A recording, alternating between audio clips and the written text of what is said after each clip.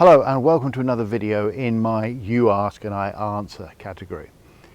Now the other day I got a question which made me stop and think, and the question was, what is the most significant change you have seen in the biosciences during your career? And this really got me thinking. At first I thought, well, it's the arrival of the oemics, proteomics, genomics and all of those. But then as I thought about it, I thought, well, no, that's not really a significant change. It's just a different way of doing things. Then I thought, well, PCR. And I think PCR was the real first significant change I saw during my career. Now, during my first degree, I don't recall doing PCR or even hearing mention of the term PCR, polymerase chain reaction. And yet, these days, I would teach PCR to first-year bioscience students. Think about it, where would we be without PCR? Where would criminal justice be without PCR and the ability to do DNA tests? Think about the diagnosis of COVID. That was all done with PCR. So yes, I think PCR is one of the biggest changes that I've come across during my career.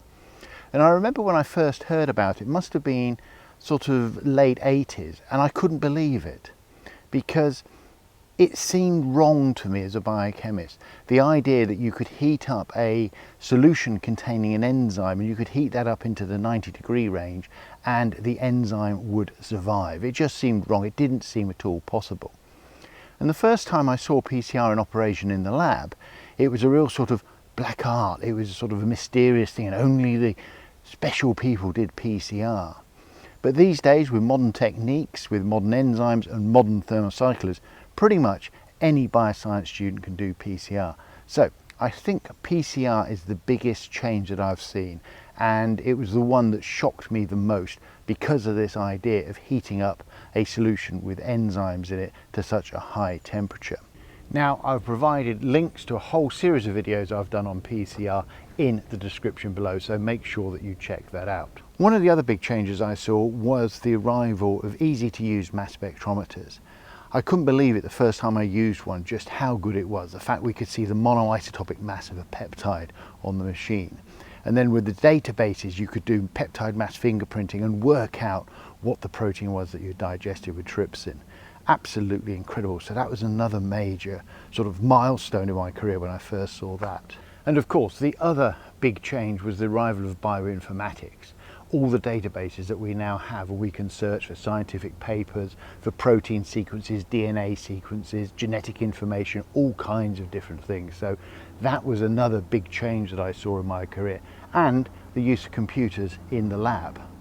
In fact, the arrival of the personal computer in the lab was a major change. When I first started in the lab, we had no computers in the lab at all, nothing. And now you go into a lab and every researcher will have their own personal computer on their desk. So that was a major change. And the fact they're wired to the internet so you can access all the information. Gone are the days of having to hunt the scientific paper in the library.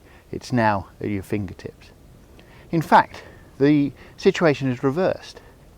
When I started in the lab, we had the problem of finding the information, actually tracking it down and getting our hands on it.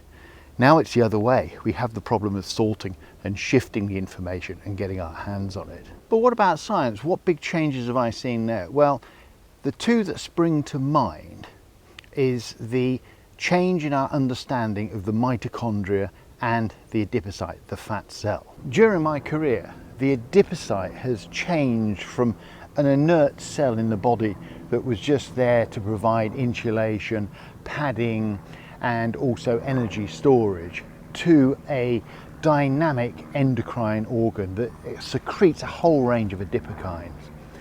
So we now know, for example, that the adipocyte just isn't sitting there. It's pumping out hormones, interleukins, all kinds of different things that can affect the metabolism of the person. What is interesting is, if you think about it, the adipocytes, the fat cells, is the only endocrine organ that increases significantly in size during your lifetime. As we all age, we tend to get fatter and we have more adipocytes. Therefore, we have more of these cells that can secrete these molecules that can impact our general health. Another big change is our understanding of the mitochondria. The mitochondria has gone from just being the powerhouse of the cell to a dynamic organ that fuses and moves around the cell. In fact, there are some truly incredible videos out there showing how the mitochondria changes shape and moves, and it is not just this sort of static pill-like structure. I've got a bunch of videos on the mitochondria which I'll link below, and I'll also put in a link through to the video that shows the mitochondrial sort of fusing and forming networks and budding and moving around the cell. Oh, and I've just thought of another one. The Golgi apparatus. The Golgi apparatus has gone from being just a sort of stack of membrane plates in the cell to an organelle that traffics the machinery that it uses to modify proteins back down through the stack. So instead of the proteins moving through the Golgi stack and being modified, they are now sent to the machinery to do the modifications. And again, I've got a bunch of videos on the Golgi which I will link below. So if I just had to pick two things that have changed in my career that I thought were significant, it would be PCR and our change in understanding of the adipocyte. PCR has really revolutionized the way we do science in the lab. It has been an incredibly powerful tool and will continue to be so. Adipocytes, our understanding there has changed beyond recognition.